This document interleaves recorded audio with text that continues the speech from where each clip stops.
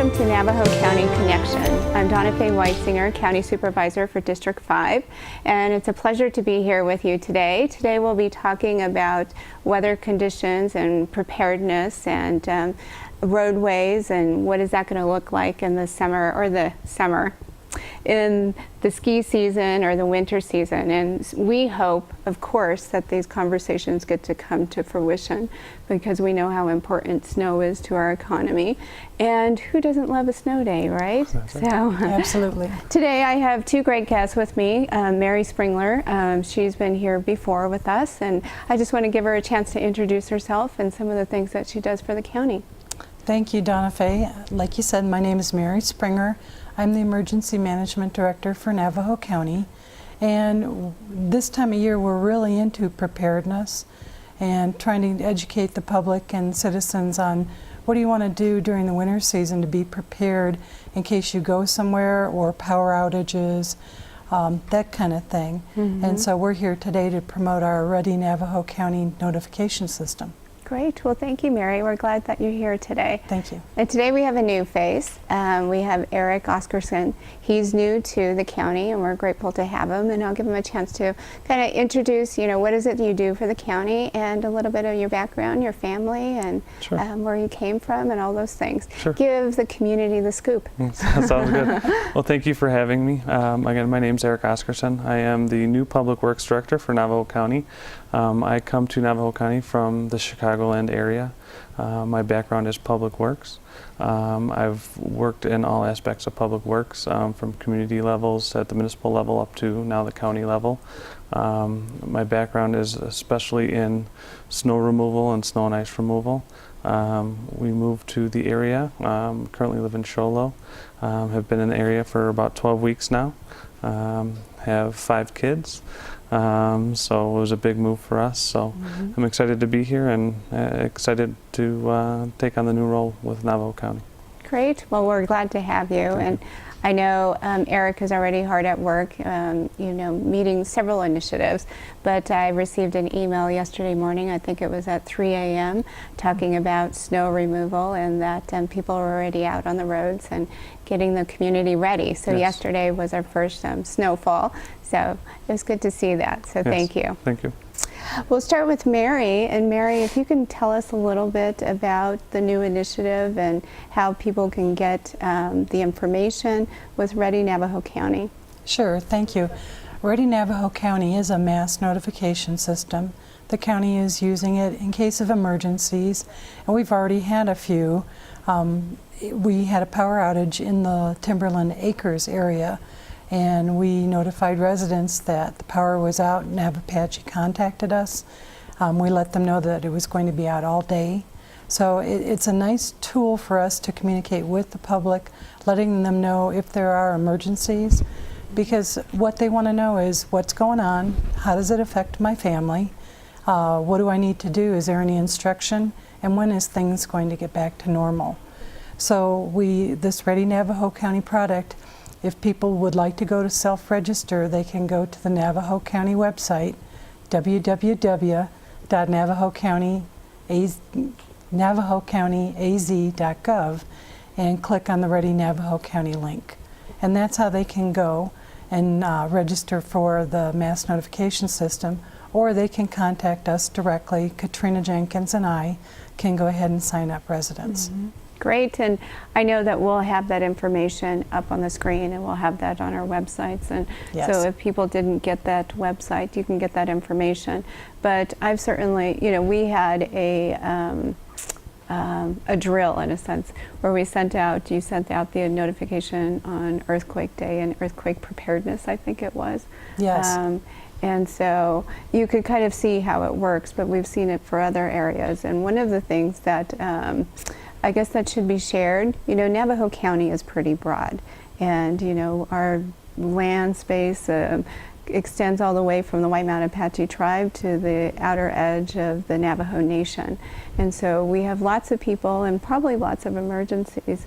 And so an individual wouldn't receive notification for the entire Navajo County, in the sense that if there was an emergency on the Navajo Nation or the White Mountain Apache tribe, and it's specific to their area or their region. And so those are some of the people have been asking about those things, so I think that's a great tool for us to be able to utilize in reaching out to our community members. Well, not only that, a lot of people these days do not have landlines. Most people have cell phones. Yeah. And that's a way that we can communicate either by text or cell phone.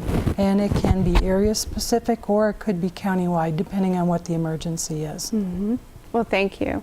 And we're grateful for the work that you and others have put into that and ensuring that we have a way to, I guess, best communicate with the public when there's an emergency or they need to act or maybe they need to look for someone or whatever it might be, whatever the emergency is. So we're grateful for the work that you have done in making sure that we have that tool. Thank so you. How does that connect with winter storms, Mr. Eric Oscarsson? I'm sorry. No worries. When the winter storms, we know there's a winter storm coming or we have a major event coming. Obviously, Ready Navajo County will, can send out mass notification if there's, a major storm coming. For us, we're prepared. So when we know a storm's on its way, we'll prepare our crews. The county will go out and start clearing our roads. We maintain our county roads. ADOT maintains all the state highways, and then the cities and towns maintain their roads. So we go out and start preparing, making sure that we're ready to handle plowing and cindering those roads when a storm's coming. We usually start at 4 inches, so anything 4 inches or greater, the county will start maintaining the roads. So that includes, again, blading or plowing roads, and then cindering roads. We do start at priority roads. So those are school bus routes and our main arterial roads throughout the community. And then we continue, we clear those first, again, for the school bus routes and emergency vehicles to gain access. And then we move on to the secondary roads. And then finally, our last stop is what would be considered residential primitive roads. Those are the last we go ahead and start clearing. So we work our way through that progression. And I think one of the things that, is of interest to the public is that, certainly you brought it up that there are many roads that are maintained by a variety of entities. And so one of the things that we do as a county is provide opportunity for those partners to come together with the White Mountain Regional Transportation Committee and talk about what each organization is doing. And in the event that maybe an organization can't meet that particular need, how do we begin to collaborate and utilize our tools and skills together. So I think that's a great, it talks about the community and it talks about our care for the public and ensuring that people are able to get from point A to point B. And that's important to us, but also safety, public safety is certainly of most concern. And when we talk about this, one of the things that we didn't, start with, and I know there's lots of commotion and we hope that it comes to fruition, is El Nino. And Mary has spent a lot of time in the community talking about that. So can you just give us a brief summary of what that might look like for us? Well, I think most people are starting to see El Nino.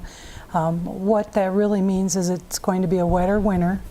And according to the Weather Service, and I'm not the Weather Service, but according to them, they are not really sure if it's going to be rain or snow. They don't have an indicator one way or the other, but the indicator with El Nino is it is going to be wetter. And it's going to be wetter through the whole winter season.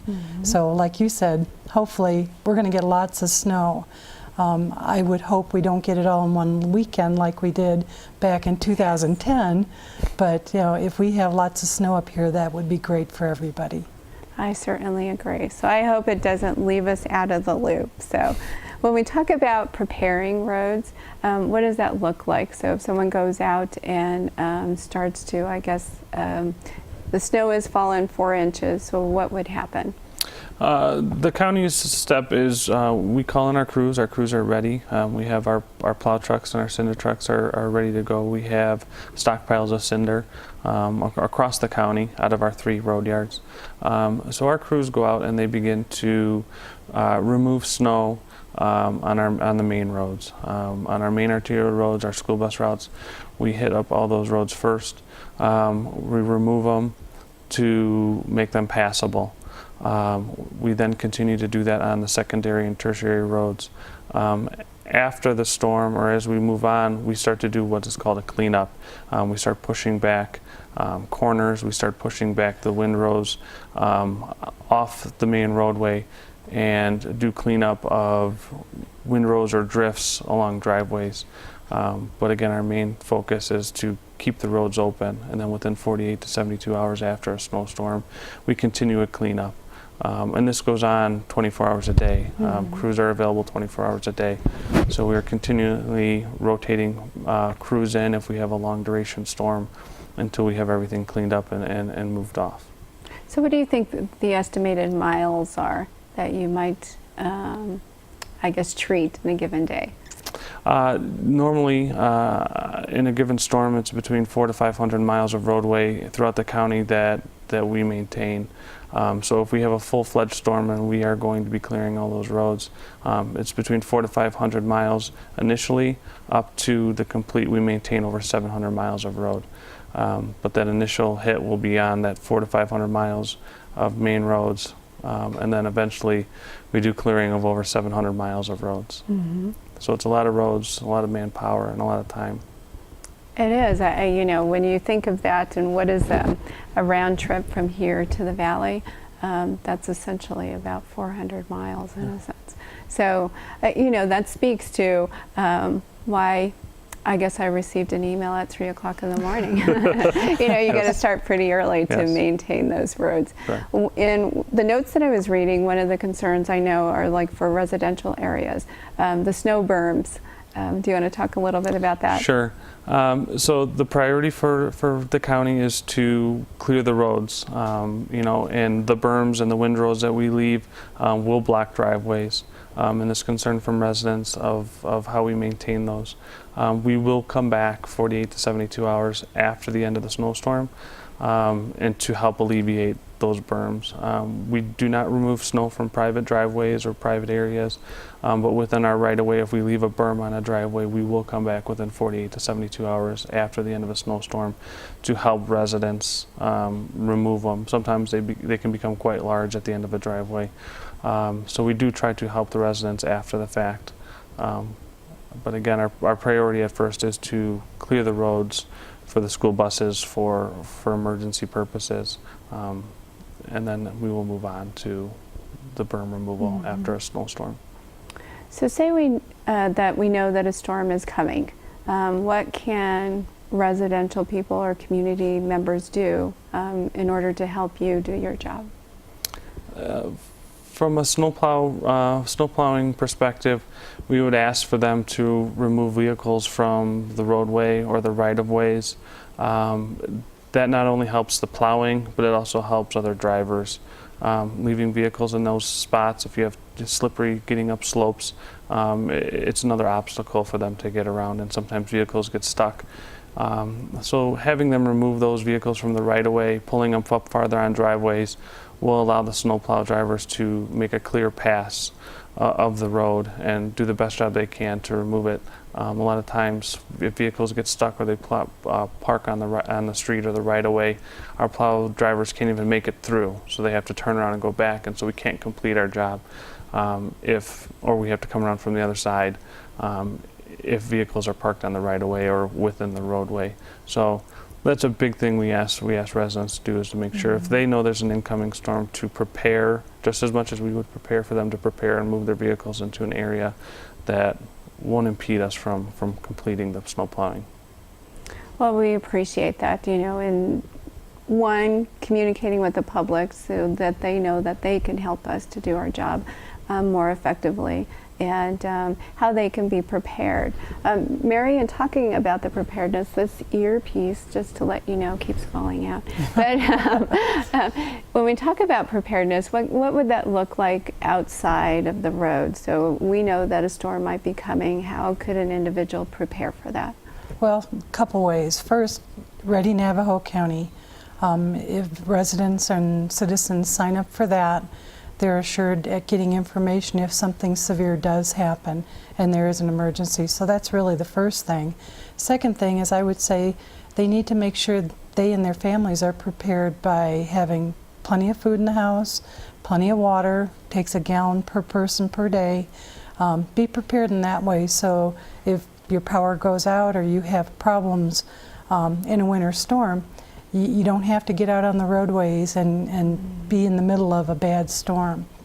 Another thing I would suggest, if anybody is going anywhere, especially over the holidays, that they pack a go kit. Make sure they have their medicines, baby formula, diapers, flashlights, batteries, that kind of stuff, and let somebody know where you're going and when you're expected back. That's key to making sure that you go have a great time and come back safely. And I think, one of the things that I do, and it's interesting to me because I learned this from my husband in a sense, and I actually learned something from him, so this is public information. But the preparedness factor, if it's snowing and it's snowing in the morning and maybe there isn't a lot of snow, but by the end of the day you could have a significant falling. So I make sure my car tank of gas is full. And if it's, even if I have half a tank, that I make sure that it's full. You don't know if you're going to be on the side of the road or what the circumstances might be. And any given day, this is probably what I'm dressed like. I'm headed to a meeting or whatever it might be. So I make sure to pack my snow boots and my snow jacket and all of those other things that are needed, because you don't know what the weather is like. And Mother Nature gets to decide that, and often we don't get to decide. Right. And we hope that everybody is safe on the roads, and that people are paying attention. And often we don't have control over accidents, so that preparedness factor is really important. So are there any other tips that we should be giving residents in order to prepare for the snow? We hope it's a snow season, but it could be a rain season. And if it's a rain season, that looks a little different, but we certainly hope that we can help residents feel a little more comfortable in knowing that we are being prepared and thinking about what that looks like. Any other tips? Well, I think, like I said, stock up. It's okay to have extra stuff during winter, canned goods, water, that kind of stuff. And also make sure that you have plenty of firewood, your propane is full, and make sure that you're set up for success during the winter time. That's very true, and make sure you have those extra treats and cookies and all the things you love to have. Right. From a public works standpoint in the snow plowing, it's again to remember to try to remove your vehicles from the streets, and remember that we do remove snow on a priority base. It's based on traffic volume in the main streets, and then we move our way through those to the secondary and then the primitive streets. So we will get there. We will plow every street. We will cinder the roads as needed. But just to be patient with the larger snowstorms, it will take us time to work through the different areas, but we will get there and understand that there's a priority for doing that. Great. And in looking at the priorities, certainly getting buses through so people can get, or if it's emergency personnel, those kinds of things. So we're grateful for that work. Do either of you ski? No, but I like to play in the snow. Yeah, that's good. I do ski. You do ski. Yes. Does your family ski? The family will learn to ski. Yeah. At Sunrise Mountain. That's great. We hope that this will bring some great significant weather or storming to the mountain. It's so important to our community. So, and we hope to see you guys skiing, and we'll have to give you a little push down the hill, Mary. Yeah. And it's been a bit since I have too, so I need to get up on the mountain and take some turns down the mountain. So, but thank you so much for joining me today. We appreciate it. And we hope that all of you got something out of our report today on the weather. And we hope that the weather does decide to join us in the next couple months, because it's important to our community. And we hope that you go out and enjoy it. Have a great month, and we'll see you next month.